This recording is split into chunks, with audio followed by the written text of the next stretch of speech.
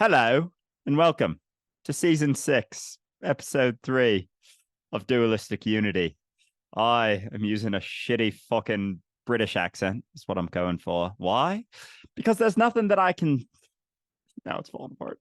There's nothing that I can say that's going to get you to the place that you think you should be, because that place is where you're at right now. So, really, at the end of the day, we're just sharing space and time together. And there's no right way to do that. And me assuming that there's something that I could say to get you to a place of a very deep and strong, powerful insight, it's going to get you to a spot that you're better is a crock of shit. And I feel like now this is turning into a Scottish accent. So I'm going to end it here. And I encourage you, dear listener, to go back to the beginning of this episode. Just go back with your eyes closed and try to ignore the fact that you know it's Andrew who normally does the introduction. And then just go on the merry journey throughout the world that his changing accent will take you on. That was a fantastic experience. And it really is just about doing weird, crazy shit like that. Because there's nothing weird and crazy about having fun with your life and your moment. And after 300 plus episodes, if you're not comfortable enough with the fact that it's your podcast, comfortable enough, in fact, to go, right, I talk like almost every day. Why the fuck wouldn't I just be myself? Why not? Why not throw out an accent, fuck around a bit? Because obviously, anybody who is still listening to the podcast, anybody who's on this journey with us is on the journey because they want to do exactly that. Just express themselves and not worry about it. Live unapologetically. And so, fucking A. Crocky. Amen. Oh man. And it's funny too, because and now we can just, oh man, dude, it's fucking great. We can just talk about that. Like before that, I kind of had that thought earlier when I started to realize, and we can dig into this sort of you being the X factor at all times and just responsibility in and of itself, just for your experience and with that. So anyway, I had that thought of why the fuck? I always started out with hello, and it's become sure, sort of a thing, and I've enjoyed it for sure. And that was a variation, and I'll go back to it. I'm not going to start out everything with my British, Scottish, Australian, fucking mumbo jumbo, whatever that accent was, all the time. But it's there's the only thing having an aversion. And then I was thinking about it before, and I was like, is this a stupid thing to do? Is this just some dumb fucking? But I kind of want to do it, and then you just do it because the only thing that's stopping you from just living your life how you want to live it is you.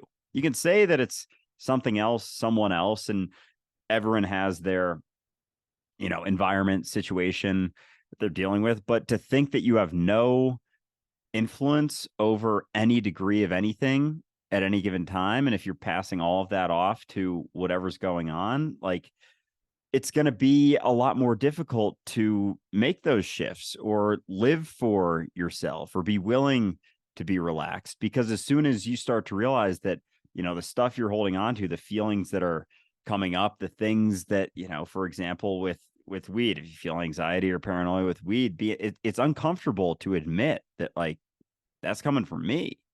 Oh, that's in me. It's just showing me it. But once you do, then it kind of changes a lot of the things that you do, and you don't feel like you're victim to everything or being swayed by everything, because you're your environment. So as much as there's sway both ways, and you have the potential to obviously influence your experience, but your experience is not confined to what you think you are.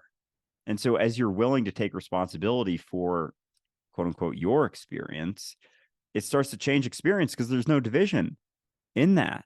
And we think we're always getting pulled and punched at instead of having sway back on things. And you may not notice it in the immediacy, but at the same time you will, because it's your the environment and you aren't disconnected, and it is always just your experience. So you kind of do start to experience more of an immediacy of a shift because you're prioritizing it for yourself. And that comes with very closely with taking responsibility and not saying that it's someone else's fault for how you feel or what your response is to a situation.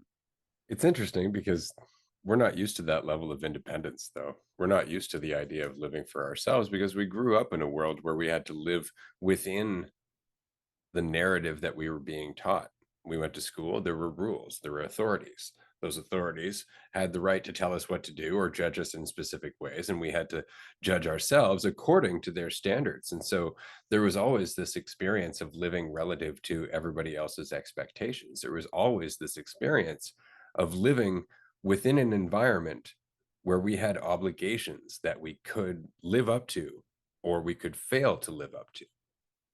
And suddenly, when you're stripped of that, and there's nothing except what you want to do with this moment right here, it's really jarring because there's no sense of direction anymore. And that jarring discomfort with uncertainty, with the vastness of what you could do right now, it drives people to go and look for a structure.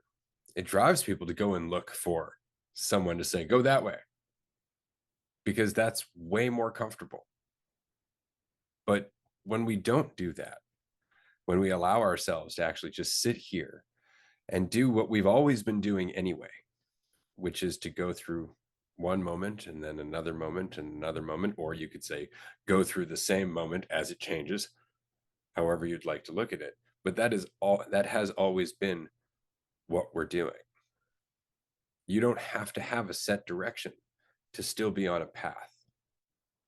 And I think that's very much what makes us uncomfortable, is that the path is unfolding as we walk on it. There is no real way to look down it with any certainty. But if we were to say, I want to go to this destination, this is where I want to go, then we have that false sense of certainty if that's where we're going to get, which is why we get disappointed when it doesn't happen exactly that way, or when we get there and it's not exactly what we wanted it to be, because we had that certainty that it would be something. But we don't have the luxury of looking down the path with any degree of certainty. The only thing that we can truly do is get a feel for the step that we're on.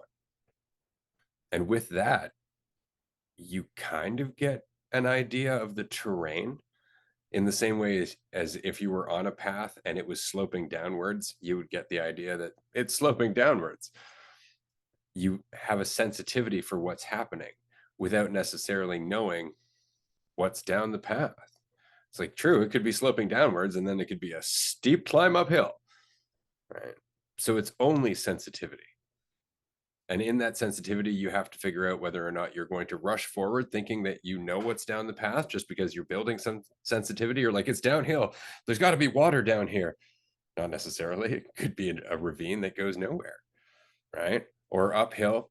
You know, are you hesitant to go up the hill because it's hard and it's grueling, when in fact at the top of that hill could be exactly the view that you need to be able to see more of your journey, right? Not far down the journey, but at least a step and a half, you know, which really is what we call intuition. Moments of clarity, when we can not see the end result, but see the general direction that we're going in. It's a different way of living. It really is. And again, I love comparing it to explorers in the old world. People going into areas that hadn't been explored. They had no idea what was around. They had a vague idea of what that area was within. But aside from that, it was step by step. It's like, oh, this is a river. Can't go here. Got to look for a place where the river is a little bit more shallow. Okay, now we're going to go through. Oh, this is a cliff. All right, can't go that way. And so you were blazing trail, but you were blazing trail one step at a time, seeing a little bit ahead, maybe, understanding a little bit of where you came from, maybe, but it was all approximations.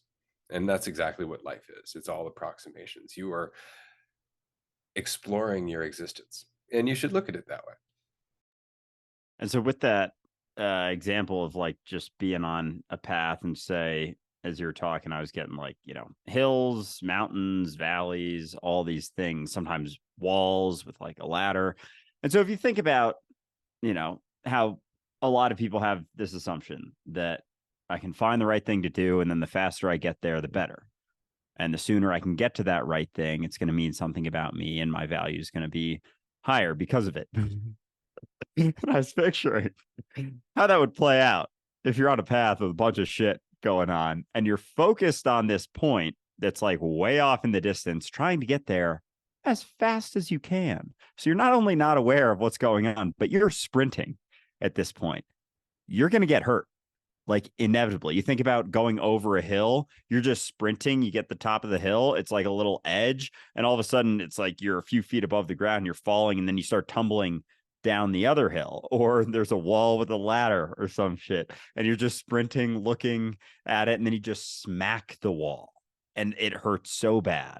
And then, you're like, oh, there's a wall here because you weren't paying attention. So to your point with intuition, I think that's just understanding that there's no way for your value to go up, because then you settle down. Then you realize that, oh, this thing that I'm doing right now is my whole life. There isn't a point in which my value is better. You're just picking a random spot on this path that's like very, very similar to the part of the path you're on right now. Like imagine an infinite path with like my background right now. For those listening, it's a forest with trees in it, but like there's spaces and, just like kind of on a hike. It's like, and it's a looped hike or whatever. It doesn't have that much it's a ton of variation, but not a point that's like the pot of gold type situation. And so you're just picking an arbitrary point because it's always just you here now, thinking that that one's going to mean something because other people have tried it and a lot of them got there and they're like, oh shit, didn't do the thing that I thought. But you're still going to convince yourself that it is going to do something. And so you're going to try and get there as fast as possible so that you can pick another point and get to the next point. And what you're not realizing is that journey, journey is the destination. It's cliche, but it really is. And so intuition is like comes with that recognition that like, no, this is it. It's not that, it's this right now. Because then you settle down, then it's not about getting there quickly. It's not, you no longer sprint there. You're walking. And if you're slowly walking a hike, how much more are you going to take in? You can still be aware a few steps ahead of you, and you're actually aware of it. And there's that sensitivity to it based on your proximity and your awareness, because, our vision and everything we do and see, it's not just like we're not looking through little straw holes. We're taking in a lot right now. But if you're entirely focused on getting to a point, there's going to be no intuition whatsoever. Because imagine sprinting. Like, how much of your environment are you taking in as you sprint? How much are you hearing? How much are you feeling? You're feeling the wind going past you, but everything's a blur. And that's kind of what it feels like when you're trying to get somewhere. You don't even remember what things you did in a day because it's trying to get to the next thing, or you're not at least paying close attention. You keep missing stuff and missing stuff and missing stuff because this is it. And that's where the intuition comes from, I think, is just the settling and actually allowing the environment to like settle in, almost like your eyes adjusting in the dark. You have to settle in order for them to adjust to the situation that's actually happening. And then, you get to the top of the hill or the bottom of a hill and you're not caught off guard by so many shifts in terrain. You see a wall. It's like, you see it coming and you climb over it. You're not as, you don't stumble and fall as much, and not in the sense of like, doing things quote unquote imperfectly, but just like being destructive and doing things that you could have maybe not ran into if you were paying a little bit more attention and being a little more sensitive to this, as opposed to your idea of that you think is going to mean something about you. I think that's why it's so dangerous to believe in the myth of happiness. We were talking about this earlier, just you and I, this idea that we can be happy. And I find that really interesting because often there are emotions, there are states of mind that we don't want to be. Like, we don't want to be guilty, we don't want to be sad, we don't want to be angry. But we're never really any of those things. We're always all of those things. We're always the thing that can be those things. And so when we believe in this myth of happiness, that you can be happy, it really is disregarding the fact that you will never be more than what you are right now. And that happiness is not something you can attain, but is something that you can tune into depending on your focus. And what's interesting there is that it's not the happiness that you're thinking about, because the happiness that you're thinking about is largely informed according to your bias and your desire to escape the suffering. Whereas true happiness isn't necessarily running around with balloons and streamers screaming your head off, having the time of your life, but is a sense of being yourself. So it's not actually being happy at all. But we find ourselves believing in this myth of happiness. And that's where that tunnel vision comes in. And the problem is that in our desire to find happiness, we get so caught up in the end result.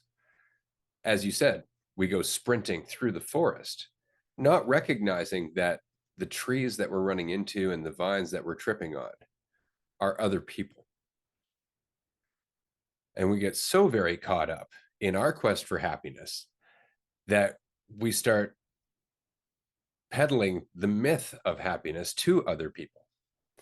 And eventually what you have is a snake oil salesman who is doing nothing but promising you that there is, in fact, a path to happiness, a path where you can be happy, where you will be something other than what you are, where this will be more than what it is. When in fact, you don't need the snake oil. You don't need the salesman. You don't need what they're peddling. You have everything you need right here in who you are, in what you are, if you just allow yourself to see it, to experience it. But that means throwing yourself into situations where the narrative is telling you you can't do that. Somebody could do that better. How do you know? You can't know unless you get into the situation. That's why it's so important to rely on yourself. That's why it's so important to remember that although other people might be able to provide you with some vague direction, that direction is always going to be informed by their own bias, not by your life. And even with the experience of happiness, or maybe, I don't know, I feel like there's this like egotistical happiness that we're kind of searching for in a sense, but you start to realize that all it ever is a shifting in your assumptions about something, like assuming that it means more about you, assuming that you did something that's making your value higher, like means something. Like I can remember the day I got accepted into the college that I went to. Like it was amazing. It was like, this is one of the best days. Like I didn't think I was gonna get this, and got into the school within it that I wanted to. And it was like, I was really happy. Why? Because I thought it meant something about my character, about my story. I was now more, because I could now attach myself to this label, to this brand, essentially. That's what a school is. If they're, it's like, it's just another, it's like wearing a fucking Gucci shirt. And but that's why I was so happy that day. And that's why leading up to it, I was a little nervous. Like, oh, am I gonna get into the school I want to? Like, but it's just a shift in assumptions, because I think it means something about my value. I now see myself as more valuable. I'm now making the assumption that I am more valuable.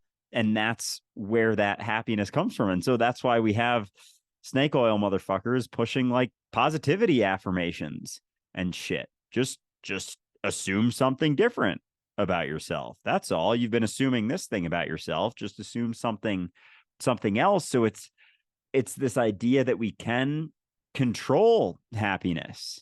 Like that. Oh my God. So much of it comes from that there's a way to control how I feel. And that's, I think, a lot of where we're butting up against within society, is that we have this illusion that we can control how we feel. So we're trying all of the ways to feel better, and we're exhausting all the options. And I think we're getting to a point where we've tried a lot of options, a lot of different ways to try and feel happier, to control happiness, as opposed to your point, settling in to where we're at, to looking around, to realizing, oh, I'm at the root. What do I actually need? Like all of those assumptions, shifting assumption, shifting assumption was getting exhausting. And then there's the maintenance of the assumption. I have to keep maintaining this perspective of myself in order to be happy. If I'm trying to control happiness, I'm trying to curate happiness. And I think that was, soon or a little bit before Dualistic Unity started, I think that was kind of what I went through with realizing, oh, maybe, the whole story I've been telling myself isn't actually me. Maybe it's never actually me, because that time I was going through something, exhausted all of the options that worked for a while. It's like they expired. And then I was left with myself. And with that, there's the opportunity to freak out for sure. Or there's the opportunity to realize, oh, none of my thoughts about myself are ever the truth. None of my assumptions about myself, whether they're positive or negative, maybe I don't know. Because oh my gosh, for so long, it's like you have one side, you do the other. It's like, oh, you're feeling down, just think happy thoughts. It's like, what kind of thoughts are those? Thoughts about you looking a certain way, getting to a certain point, being seen in a certain way, having a certain degree of value. Those are the happy thoughts. Doing something that makes you more. And that's, oh my gosh, like that's never the case. And so happiness isn't something you can control. Of course, the feelings aren't something you can control. You're just going through variations at all times. There's not actually a way to control it. And so that's what people try and do, is they're striving for it. They see it as a way for themselves to feel better about themselves, because now they're, helping people get to happiness, but they're using that identity as their thing to feel better about themselves. So what are they leaving everyone else with? Needing to come up with a way to think about themselves, to feel better about themselves, because that's what they're doing in that role when they're, teaching or telling or sharing or giving you this magical silver bullet that's going to make you happy. But they're not actually happy here and now. They're just maintaining a perspective of themselves that they're helping other people, that's making them happy. So they're using you to feel happiness themselves, which is pretty fucked up too. But it's the unfortunate consequence of believing in the myth of happiness. Because if you believe in the myth of happiness, then you can get to happiness. But if you can get to happiness, that means you can also lose happiness. And so there is this doubt that grows in the background. And so you have to go more and more out of your way to validate what you're doing, which immediately means followers. And so that is kind of the consequence of believing in the myth of happiness. But the problem is that as you are pursuing happiness, or you're afraid of losing happiness, so it becomes enlightenment in another form or another name, all of that attention, all of that time goes into sustaining whatever your ideal of happiness is, whether it's constant bliss or you're speaking in a monotone yoga teacher voice or what. And so you are very much distracted from what's actually happening around you, because all of this quest for happiness is happening inside your brain. It's all happening inside your mind. It's all you pursuing a fiction, and then you telling yourself that you are either close to or farther away from that fiction, which is also fictional. So now you're living in this world of measuring your progress and measuring your value and chasing something that does not exist, and all of which is reinforcing this idea of yourself. And that stops you from recognizing what is actually happening in the world around you. And if you think about what I'm saying right here, it's the reason that society is so hesitant to change. It's the reason that the world is not waking up to the fact that we're brutalizing this planet. We're so busy trying to feel better. We don't recognize that our quest to feel better is causing a lot of our suffering, which is causing us to want to feel better, which is causing our suffering. And so we're so caught up in this loop, we're so caught up in ourselves, that there's no attention left to look around. There's no attention left to see what's happening. And so government becomes more and more corrupt, more obviously corrupt. Our priorities become more and more askew. We come up with more and more justifications. We worship people for the most superficial reasons. And that's it. And it's largely just because we're not looking around. We're caught up trying to feel better about ourselves. And so we're looking at what we think would make ourselves feel better. Oh, that person's rich. That would make me feel good. Oh, that person's handsome. That would make me feel good. Oh, that person has the best car. That would make me feel good. It's like, would it though? For how long? Have you thought about this? It's like, well, no, because if I think about it, it all falls apart. And then I'm left with the world as it is. If I don't know how to relax, that's not a fun experience. No, if I have a aversion to relaxation, I'm going to find an excuse to not do it. And that's what we keep running through. Like, keep trying to do shit.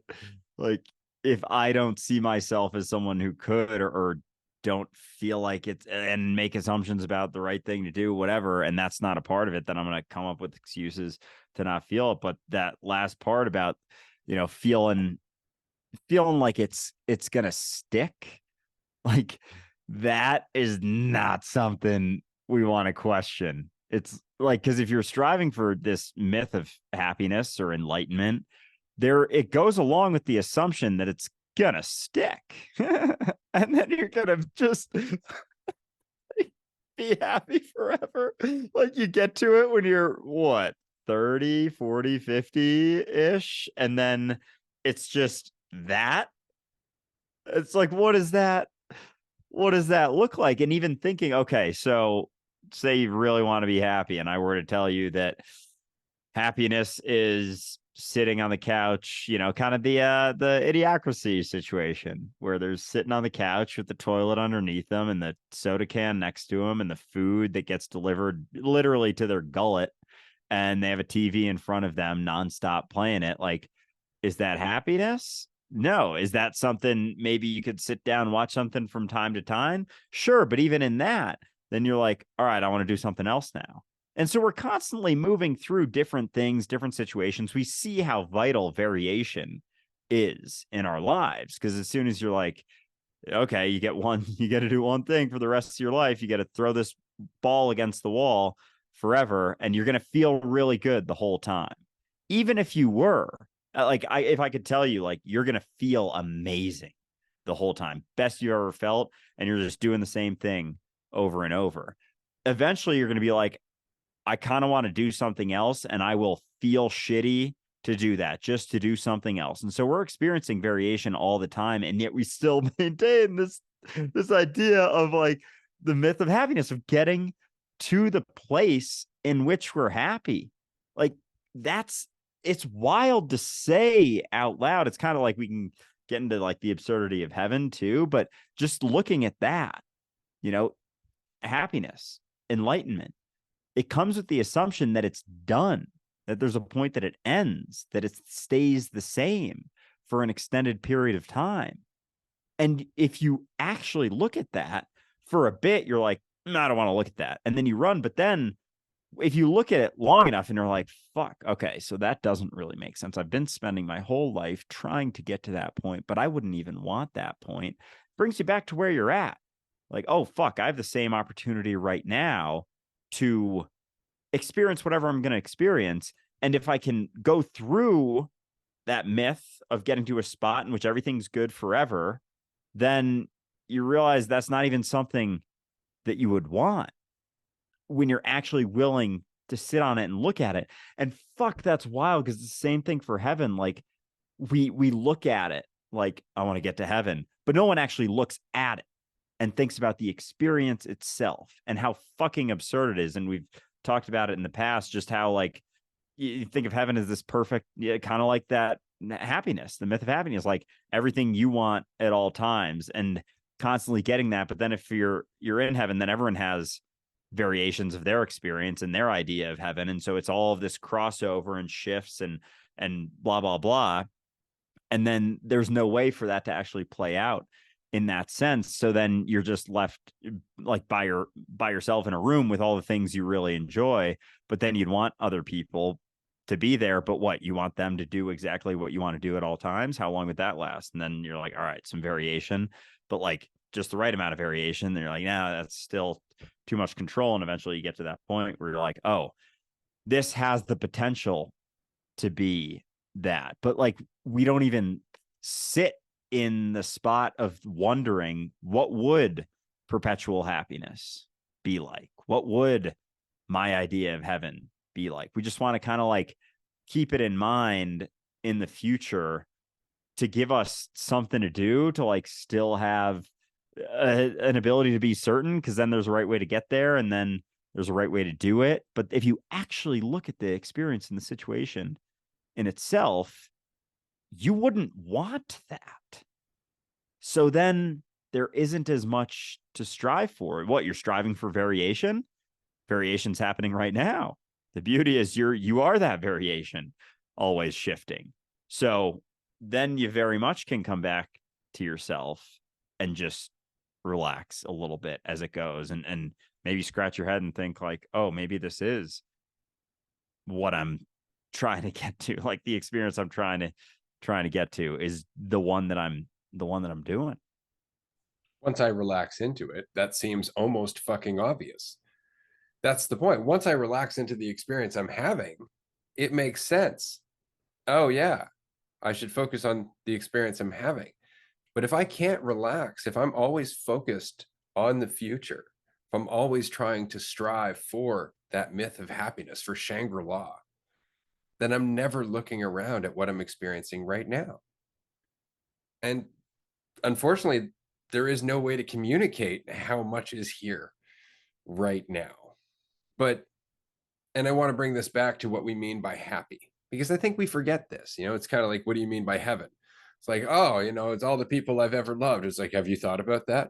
Have you thought about the last couple of conversations you've had with the people that you've loved? Is that really what you want to do for eternity? Right? People don't generally think past, but it's got clouds and halos and harps and shit. It looks nice. It's they promise it's going to be dope, that kind of thing. And there's no detail there whatsoever, but it's the promise of there being something more than what we're experiencing right now. And when we remove that, what we're left with is the question of, what can we do with right now?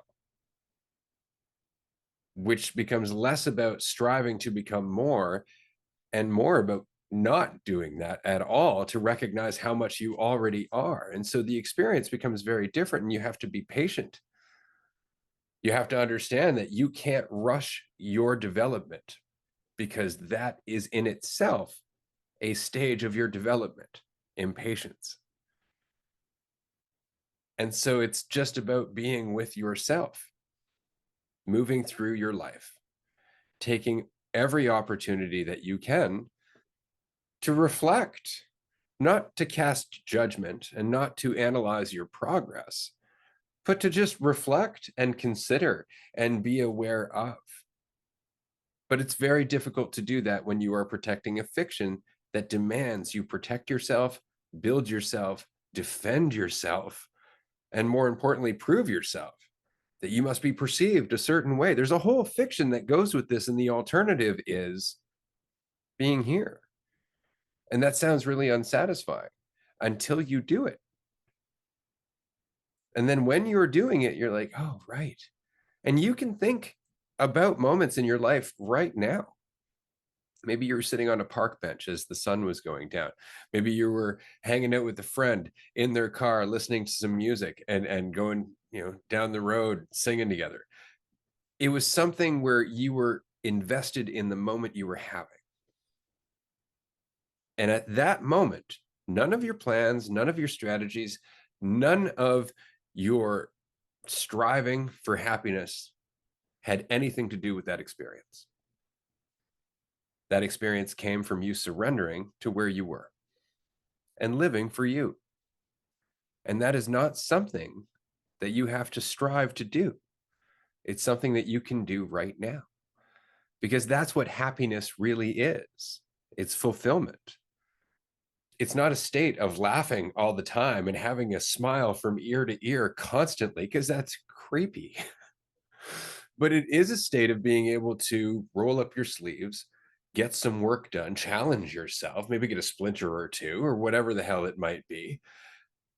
And then at the end of the day, just feel good with how much you've done, not feel like you're more, but just to be at peace with what you've done and then move on to the next part of your day. It's not about it proving anything about you or being about you. It's just about your life, not the fiction of you here and now. The older I get, the more obvious this becomes. And every time I relax, that's when it's more obvious. But when we have that tunnel vision, when we're trying to get somewhere, when we're afraid, because obviously that's the driving force behind a lot of our tunnel vision. I'm afraid I'm not enough. I'm afraid something's going to diminish me. I need to get there because then I won't have to be afraid anymore. But it's just dealing with the fact that that whole spectrum is always going to be there. You're always going to want to feel like there's a destination where life isn't going to be what life has always been. The only thing you can do is just get better at living. And so because happiness isn't something that you get to, or that idea of it isn't something that you achieve, it's kind of like it has the potential to arise naturally. And so if you think about like running towards happiness, you're going to have an idea, and it's always like what I was picturing, some Dr. Seuss, maybe like Horton Hears a Who, or whichever one we watched recently, like one of those little Smurf like characters. Like as you're running through, say, a forest or on a path or whatever, it's like if that was the embodiment of happiness, like you think it's over there, and it's like starts running alongside you from time to time, and it's like trying to get your attention, like waving at you, but you're so sure that it's in that point that you keep missing it, keep missing it, keep missing it, keep missing it, because literally, because you're maintaining that idea of there being a right way, there being a correct path to happiness. That's all fucking assumption. And instead of letting go of that idea of control, that you can control your way to happiness, it's always like has the potential to bubble up. And it's not always going to necessarily be there, but at least there's the potential for it to be there as you settle in. And I kind of had that thought before this episode, because everything we've filmed today so far, I've been like, I have no fucking idea what's going to come up. And this morning I was feeling uncomfortable that I was like, oh, should I try and think of something, whatever. And it's like basically almost always the case for all of our episodes. And it always ends up totally fine, obviously. And at the same time, I have no fucking idea how things go as I'm going. Like, I don't know what the fuck is going on in this episode. I don't know. We're just talking. But then this time around, it hit me like same amount of, I don't know what's going to happen. But it was kind of like exciting in the sense that I'm going to find out with you as we're talking. Like, this is me finding out what this episode is going to be about. And there's so much more excitement in that. And as long as you're not maintaining like a correct way for you to do things, a correct point in which happiness, or I don't even know what the measurement I look to sometimes for this, like the right way to be myself, the right way to do a podcast, like that doesn't exist, especially not with this, because it is just expression of ourselves. Plenty of podcasts want to think there's a right way. So they very much, I've some friends who do podcasts, and they'll spend hours and hours and hours and hours preparing for an episode. And it's cool. Like there's different types of things too. Like he's like people like that, typically very much like interview based, and, trying to learn about the person. So it can be cool to bring things up that are from an older point, but it's very much within control. Like there is a right way, and I can figure out the right way for it to be expressed. And then all of the expressions that come from conversation like that are like variations of there being a right way.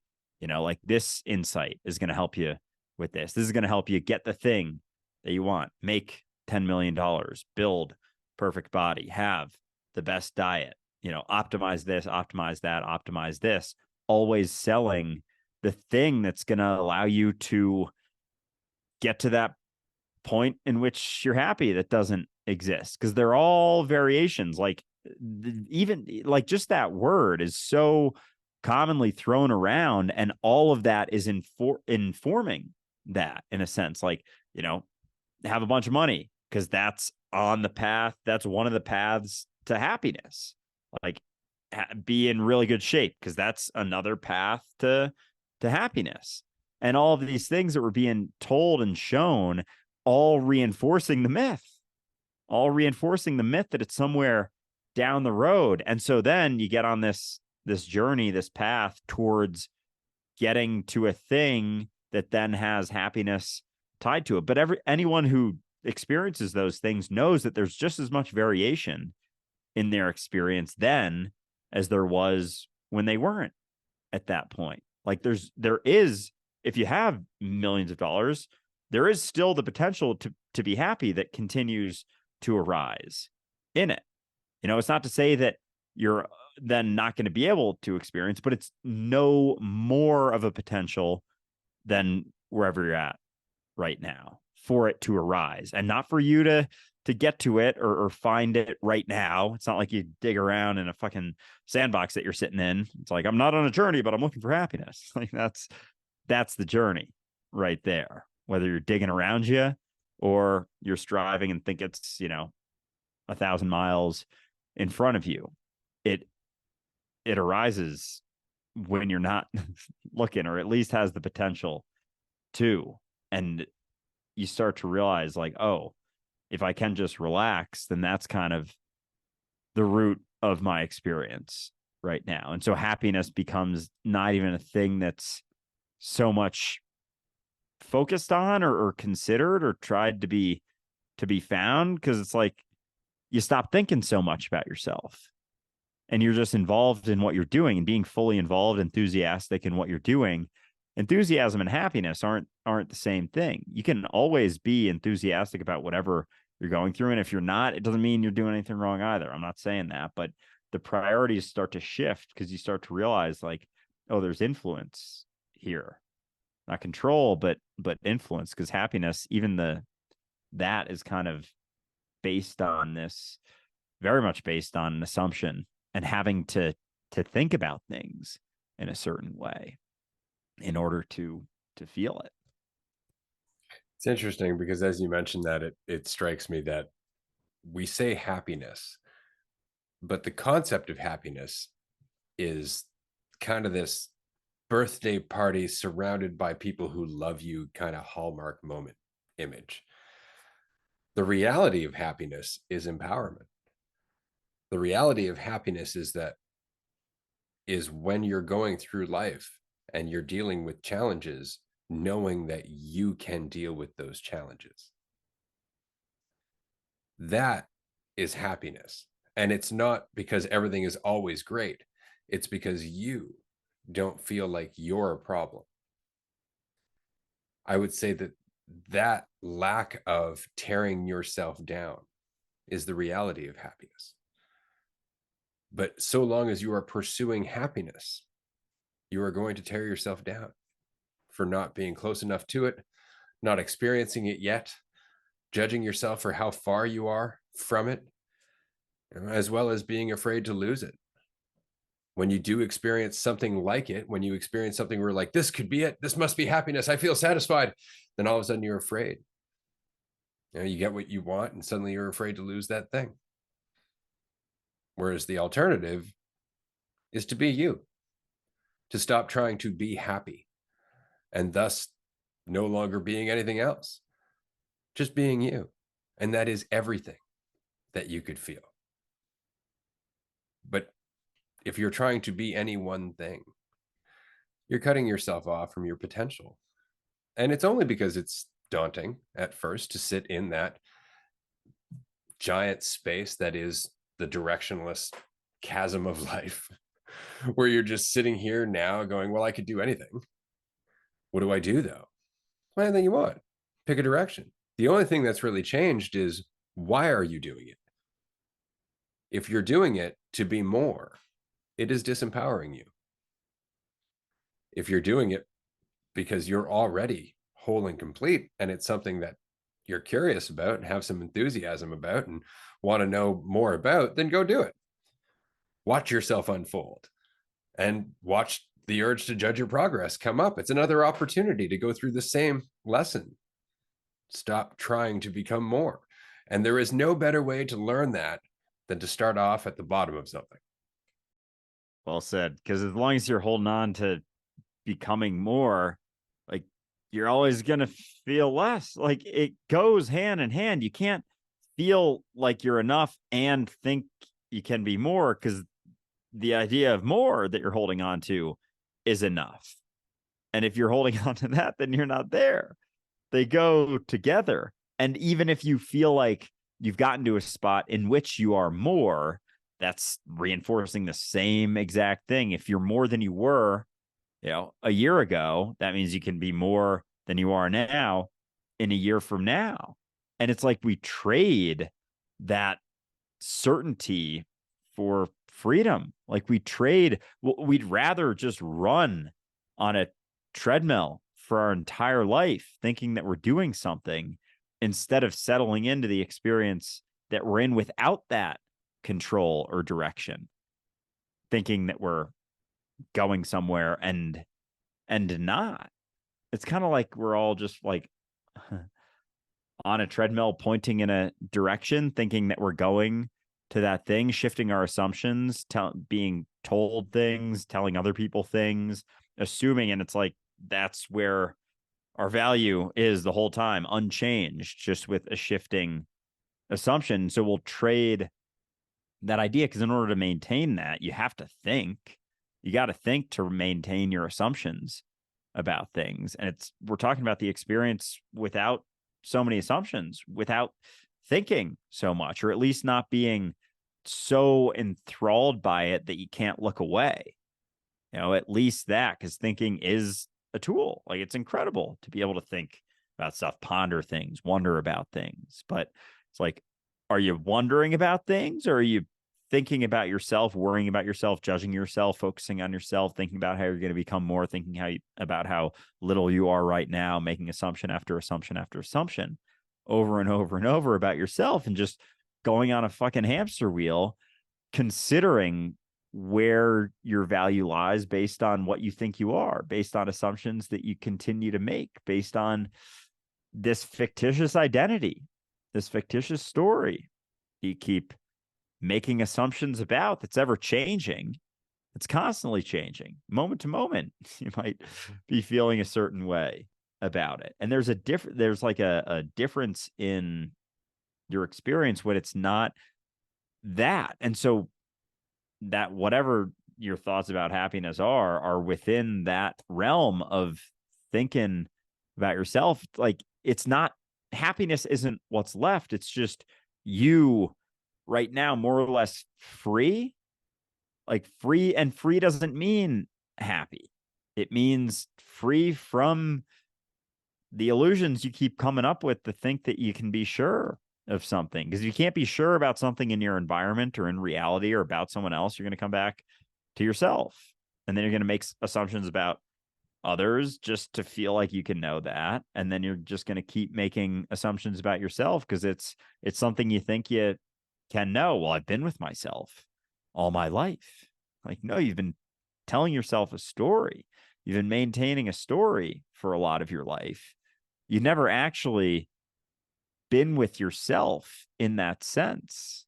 Like, I think I can know myself because I've been myself my whole life, but that's never been what you thought that it was. So you're just as able to know yourself as you are a random person walking past you on the street, because you're not something that can be thought about or known. It's moment to moment. It's not even something that's maintained like a knowledge about yourself. It's like the only place you can know yourself is right now.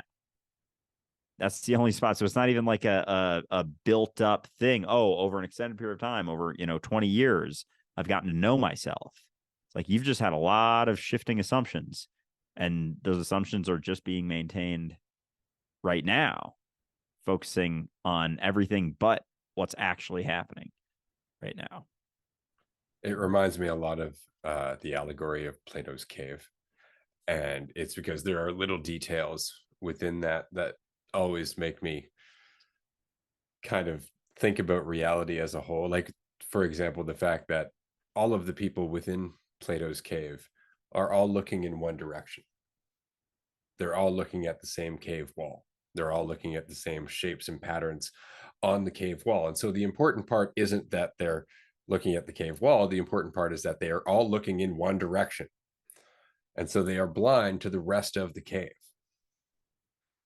And because all they know is the cave wall and the shapes on the cave wall, they derive happiness according to who can interpret the shapes the best. That is their happiness, is a form of competition over something that's not even real. But that's the happiness that they're chasing. Whereas if you were to remove somebody from that cave and bring them outside, they would no longer be looking for an end result. They'd no longer be looking at the wall. They would be in reality, in the light. But then they would seem crazy to anybody who was still measuring their value and how happy they could be based on their ability to interpret the illusions. And that's why that story or that allegory is so powerful. It's not necessarily for the person who's found freedom, because that's kind of actually tragic, because he goes back in and nobody wants to understand him. It's for the people who don't want to understand him, the people who actually think that eventually they will find happiness and meaning and truth in illusions. Oh man, because if you think about someone who's, gets something new and they kind of expect, because say a new car or a new house or whatever, and then someone comes around and just like, maybe they're not aggressive towards you, but they just don't really say like, oh, that's a nice car, or, oh, that's a nice house. There's almost like a deflation in that, because you need that in order, because like, why the fuck else would you do that if not for that case? There's the functionality. I'm not discounting the functionality of certain things that you get and whatever, but for the most part, you know what I mean, with brands and whatnot, and that whole fucking illusion that we can do things that mean something about us. And if you were to see someone who's doing that and you're like, this means nothing about you, right? They'd be like, what? Yes, it does, because they're making the assumption that there's something that can be, someone or something that can be thought about. And so even saying that, this means nothing about you, right? It's like there's going to be an error, like 404 read error there, because it's not within their purview, because there's a assumption that there's something that can be thought about. So of course it means something, because all of my judgments mean something about those people, and all of my judgments about myself mean something about me. So this thing must mean something about me. And so even within that conversation, like, you can't even adequately is like, you can, by being yourself or not needing that yourself and being free in yourself and whatever, but it's not expressing that for someone else to get it, because that's not it. Then you're doing it for someone else, no differently than someone else is buying a car for someone else, for how they're viewed. So it goes the same hand in hand. If you're living your life trying to convince someone else or teach someone else or tell someone else, you're living for them in order to think that you matter more, because you've been able to convince other people of something that you think is the right thing, the right way to live. So it's entirely like, being free is entirely separate from an ability to measure it, which I think is where a lot of the discomfort comes from. Like, I'm so used to measuring myself that when I'm relaxed, like, there isn't, it's like, how do I, but where, but what? It's like, no, you're free. You don't have to measure yourself. But how do I feel? It's like, just right now, just pay attention. It's not about feeling any sort. You're going to feel a lot. You're going to feel a lot of different things right here. It kind of comes with it, but it's not about getting to a point that means something about you, or hope that someone else sees you in a certain way. So it's an entirely different mentality, experience. Like, we can't use our existing barometers to express it or explain it or convince anyone of it, or try and get anyone to a certain point that they're not in. Kind of like the start of the episode, there's nothing I can say that gets you to a point that's quote unquote better or that's freer. Like that opportunity is right now, and that's on you. That's not on me. We're just talking here. If you resonate with something, it's only because you right now take it in and ponder it within yourself, not thinking that, oh, they gave me this or that person gave me this or guided me in this way. It's like that's another way to pass off responsibility. Like the only reason that anything in any situation resonates with you or you feel like you learned something is because you took it in. But you did that. And all it is realizing that you can relax right now. And so all of the insights are just realizing more and more why you're not relaxed or being willing more and more to just be here and not avoid the uncertainty right here. And which is just covering your eyes because there's not even a spot you can avoid the reality of uncertainty.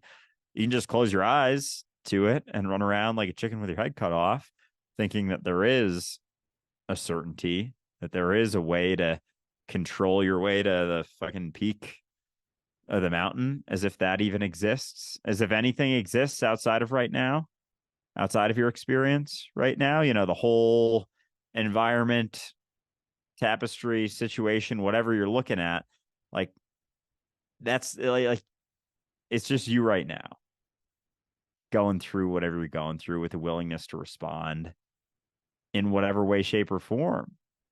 So there's maybe a lot of assumptions as to why that's not the case, and that's what we're going through. But still, like it's just you here with a bunch of assumptions about why you think you shouldn't be or where you think you're going or about yourself or about everything outside of that. And that's going to go with you into happiness. Let's just say that there is this magical Shangri-La like place called happiness. And one day you're going to get there. If you just strive hard enough, you're going to get there. And when you get there, you're going to still be you, which means that now you're going to be in this, let's say, bright, well-ordained palace of happiness, still judging the decor, still judging yourself for taking so long to get there, still looking for some way to feel better about yourself and therefore tearing something down. You're still going to exist within this comparative mindset. You're still going to be looking at yourself and making the situation or making the experience of happiness whatever it is you want it to be based on how you see yourself. And that is always going to be your relationship with reality. It really is based on what you want to experience right now. But the more you're focused on what you want to experience in the future, the more you're focused on what you don't want to experience in the here and now, the less you're experiencing what is actually happening right now. And it isn't until you get better at the experience of living now that you actually start to understand what happiness is. You let go of the myth of happiness to discover the reality of happiness. And it's not the word, it's not the concept. It's nothing like what you're envisioning. I've said this before about peace. The peace that you're after is not the peace that you'll find. The happiness that you're looking for is a superficial version of the happiness that you will find if you allow yourself to just be. Because at least then you're living for you.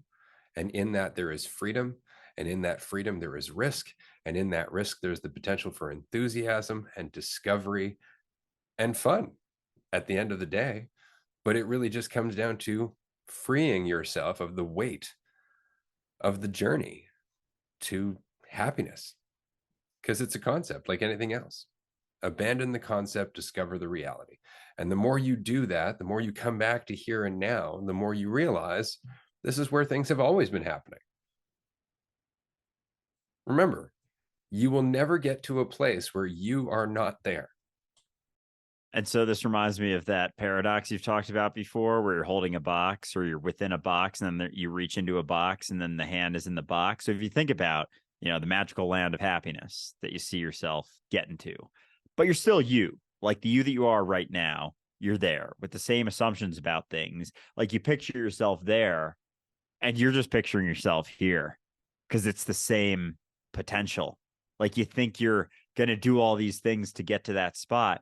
Like you have the same potential right now to be in that place because it's just here. It's just you here.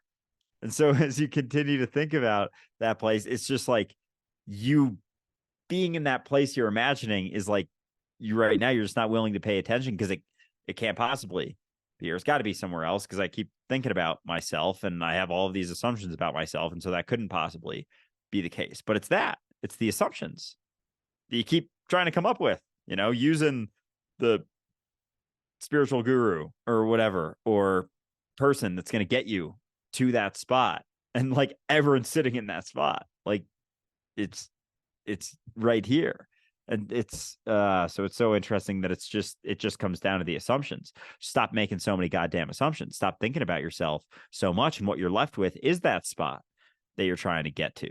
Because the thing that's convincing you that you're not there right now are your assumptions. Your assumptions about what's happening, your assumptions about what you are, how you're doing, where you're at. They're all just assumptions, but they're not the reality of what's actually happening right now. Your assumptions about where you are not where you are. Your assumptions about how you're doing is not how you're doing. Your assumptions of where your value lies is not where your value lies. And so without all of that, you're just left with where you're at, and then there's nothing telling you that you're not in that spot with the same infinite potential that you would be if you were able to drop yourself in happiness land. Well, I can honestly say, and I'm saying this a little tongue in cheek, but not really, I'm happy with how this episode turned out. I really had no idea what we were walking into in this conversation. And I think that's the point, is that at one point I would have felt that the episode had to be a certain way in order for me to be content with it. I'm more or less just happy to be recording the episode and having the conversation. I'm looking at it as an opportunity here and now, not an opportunity outside of here and now. And so there really is no pressure for the episode to be anything other than what it is. Whereas if I was trying to make it so this is going to be the best episode of Dualistic Unity ever, there would be so much pressure there. And why? Because if it was the best episode of Dualistic Unity ever, then all of a sudden I would somehow be more. It would still be me, just with another episode. So it really is the difference between the myth that the end result is promising you, that you will be more once you get there, versus the reality of you will always be you. And you will always have the full spectrum in terms of how you can respond to yourself here and now. But if you just accept what you are, stop trying to be more, stop trying to establish your value, stop trying to judge your progress, and just allow yourself to unfold, life takes on a totally different feeling. And you discover the reality of happiness. Take the pressure off, or at least let go of all of your assumptions that are making you think that there is so much goddamn pressure right now. But I'm also very, very happy with how this episode went, because it's been a lot of fun, because I was uncertain as shit going into it. And look at that. We just talked about happiness for a little over an hour, or the myth thereof. So appreciate everyone for tuning in. This has been a blast, and we'll talk to you soon. And don't forget, Jackie and Amanda are now doing their own live series every Friday, 4 p.m. Eastern Time. Join them at twitch.tv/Dualistic Unity, or check them out on our YouTube channel as well. They will be recording more episodes in season 6. They just recorded the episode before this, so tune in for their next episode in episode 4. Talk to you soon, everyone. Bye. Bam. Awesome. Fuck yeah. That was good, dude. I'm so like each one today, I'm like, damn, there's gonna be a lot of good clips out of this. Holy fuck. Like as we're going, I'm like, yo, chill with that. I had to redeem myself after the fucking season 6, episode 1. I'm pretty sure I flopped hard on that, man. Dude, you keep saying certain. Like I was sitting right next to you. Like I had this rubber band kind of like I'm fucking tapped feeling. Like yeah. Oh, I hear you, but I can't promise anything, but that is not how I remember it. So well, I appreciate that. So we're definitely calling this one the myth of happiness. Fuck, no Right. shit, right? Yeah, Yeah. absolutely.